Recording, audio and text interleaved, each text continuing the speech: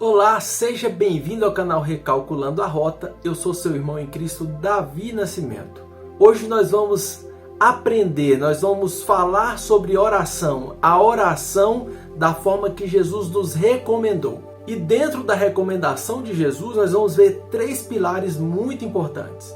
O texto que nós vamos utilizar como base está em Mateus capítulo 6, do verso 5 ao 9. Jesus está realizando o Sermão do Monte e ensina os seus discípulos a orar. É um pouco antes da oração do Pai Nosso. A oração do Pai Nosso é um estudo à parte, mas nós vamos ver a introdução de como Jesus nos recomenda que deve ser a oração. E aqui nós vamos estudar alguns princípios que às vezes passa desapercebido e a gente acaba orando de forma equivocada. Na verdade, algumas pessoas acreditam que o errado é não orar. É claro que é importante orar, mas mais importante do que orar é saber a forma correta de orar. É muito importante uma oração que esteja alinhada com o propósito de Deus, com a vontade de Deus. Se você está interessado no assunto, fica aí, não saia daí. Antes de mais nada, eu quero te convidar a se inscrever no canal Recalculando a Rota, que é um canal que tem como objetivo trazer vídeos que edificam a sua vida. Nós temos oração todos os dias da semana, nós estamos aqui orando. Tem devocional ao 12:30, tem oração da madrugada, 00:30, e nós temos um caderno de oração onde nós lançamos todos os pedidos de oração para orarmos juntos, porque somos um corpo e devemos orar uns pelos outros. É o que o apóstolo Paulo recomenda na carta aos Tessalonicenses. Vamos ao nosso tema, oração. Jesus, ao estar ensinando a multidão, no que nós conhecemos como Sermão do Monte, Mateus capítulos 5, 6 e 7, Jesus recomenda aos seus discípulos. Vou lendo os versículos para a gente ir trabalhando ponto a ponto. Verso 5: E quando vocês orarem, não sejam como os hipócritas. Eles gostam de ficar orando em pé nas sinagogas e nas esquinas, a fim de serem vistos pelos outros. E lhes asseguro, eles já receberam sua plena recompensa.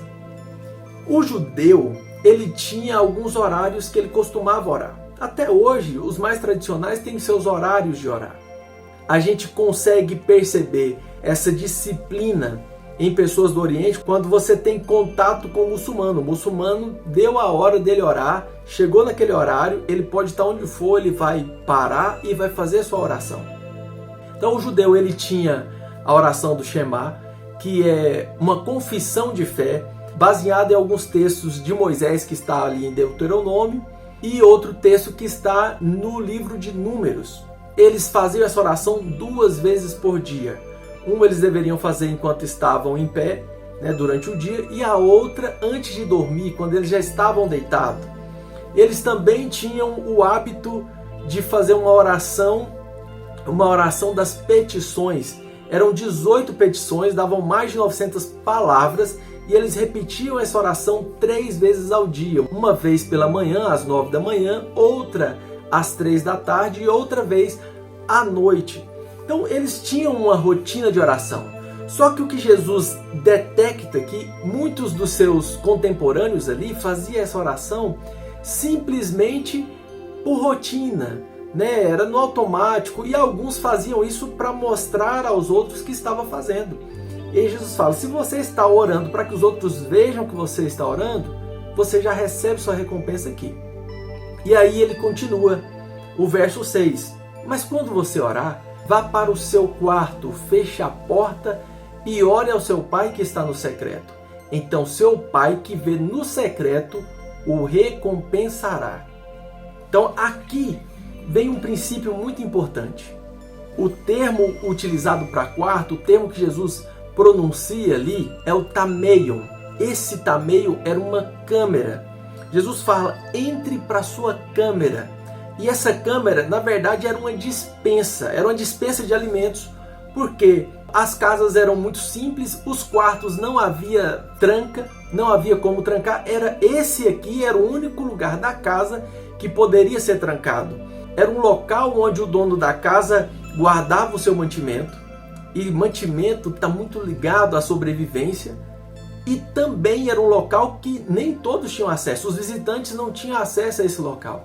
porque falava de sobrevivência, de subsistência. E era um lugar íntimo, até porque o alimento é algo sagrado para o judeu. É o alimento que produz vida. Era o lugar mais seguro da casa, as pessoas estranhas não entravam, e era um lugar de proteger esse alimento de ladrões e de animais ferozes, animais selvagens. Então ali o alimento estava protegido. Na maioria das casas era o único local onde poderia ser trancado, até porque era necessário haver uma proteção sobre esse espaço. Então o que Jesus está dizendo é: entre para um lugar de intimidade, porque oração não é simplesmente falar, não é repetir. Oração é intimidade. Então esse é o primeiro princípio. Oração é intimidade. E Jesus não está falando simplesmente de lugares. Jesus orava na sinagoga. Quando tinha que realizar milagre, ele orava, diante da multidão. Mas Jesus sempre procurou lugares reservados. Nós vivemos em um período onde as pessoas vivem em uma rotina muito corrida. E às vezes a gente ora simplesmente para dizer que orou, para desencargo de consciência. O que Jesus está dizendo é: quando vocês forem orar, orar é um local onde está só você e Deus. Você esquece os seus problemas, esquece a sua rotina, a sua correria, esquece que existem pessoas à sua volta naquele exato momento. Não é esquecer dos problemas seus, até porque você está em um momento de intimidade com Deus e é um momento de você apresentar seus problemas a Deus. É um momento, às vezes, de você orar pelo seu irmão, apresentar os problemas do seu irmão a Deus, porque o apóstolo Paulo fala que nós precisamos orar uns pelos outros. E aí Jesus diz: você vai orar para seu Pai, que vai ver em secreto. Ele está vendo o que está acontecendo e ele te recompensará. Quando fala de recompensa, é uma retribuição. Só é recompensado quem fez alguma coisa. Então, essa atitude de se conectar com Deus, de esquecer que existe pessoas em volta, de que você precisa fazer para que os outros vejam, quando a sua conexão é direta com Deus, de forma íntima, quando você se adentra na sua intimidade para falar com Deus, Deus fala com você na sua intimidade. Você vai ouvir a voz de Deus, você será direcionado por Deus.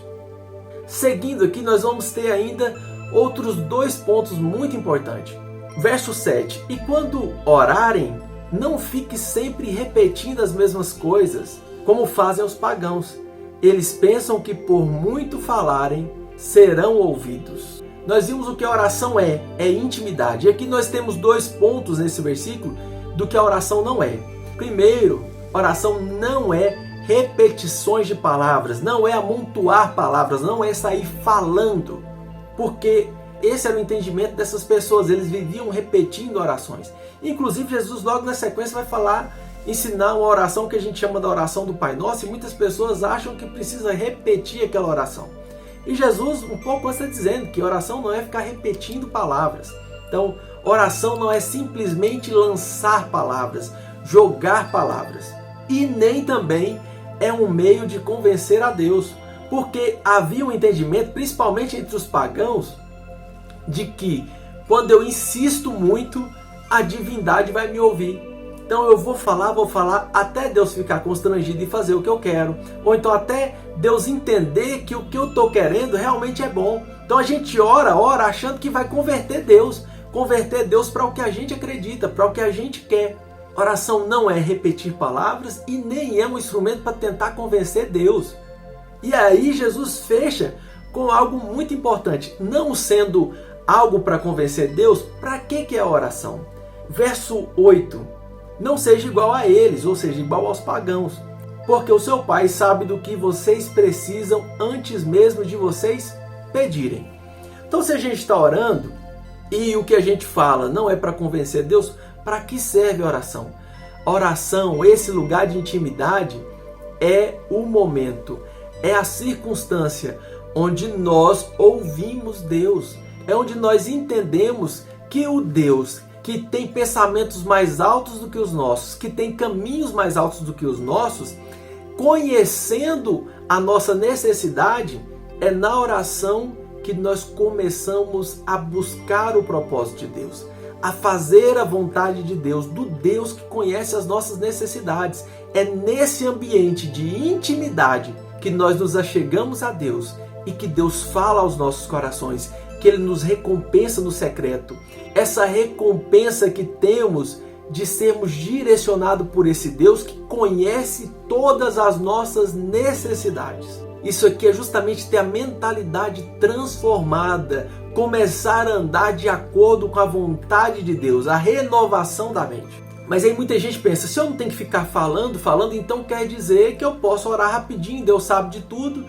No ambiente de trabalho a gente costuma fazer algumas orações e os meus colegas costumam orar assim, Deus, tu sabes. Ele sabe mesmo, a questão é que nós não sabemos. E aí nós percebemos quando Jacó teve um encontro com o anjo de Deus, ele lutou a noite inteira e a sua bênção chegou quando o sol já estava saindo, quando o dia já estava amanhecendo. Jesus, em Mateus capítulo 26, recomenda aos seus discípulos, vigiai e orai, para não caíres em tentação, porque o espírito está pronto, mas a carne é fraca. Ou seja, a gente tem na mente, não, eu não posso, eu preciso, eu vou fazer e tal. Eu sei o que eu tenho que fazer, mas nós estamos sujeitos a esse corpo pecaminoso, à carne, às tendências, aos desejos da carne. E quando a gente não está em constante oração, como o apóstolo Paulo disse, nós precisamos orar sem cessar, ou seja, estar em constante oração, nessa oração de intimidade, nessa oração de conexão de intimidade com Deus. Quando a gente não está nesse espírito de oração, a gente acaba cedendo. A gente precisa sempre estar em um ritmo de oração intenso. Essa oração, onde a minha única preocupação, a principal preocupação, é estar em intimidade com Deus, para ouvir o seu direcionamento. Inclusive, quando a gente está conectado com a vontade de Deus, nós tendemos a pedir só o que Deus quer para nós. Nós tendemos a buscar o que Deus quer para nós. Tiago, no capítulo 3 da sua carta, ele diz que a gente pede e não recebe porque a gente pede mal. A gente pede para desfrutar nos nossos próprios deleites. A gente pede para satisfazer a nossa vontade e não para vivermos a vontade de Deus, do que Deus tem para nós, do Deus que conhece cada uma das nossas necessidades. Amém? Então que eu e você, nós possamos viver essa vida de intimidade com Deus através da oração. Não uma oração para tentar convencer Deus, para tentar fazer com que Deus pense da nossa forma, mas uma oração de intimidade que nos leve a entender qual que é o propósito de Deus para nós, de um Deus que conhece as nossas necessidades, cada uma delas. E dessa forma nós nos fortalecemos. Estamos prontos para enfrentar o dia mau, para enfrentar as dificuldades e as adversidades da vida. Um abraço, que Deus te abençoe e fique na paz. Tenha uma excelente semana.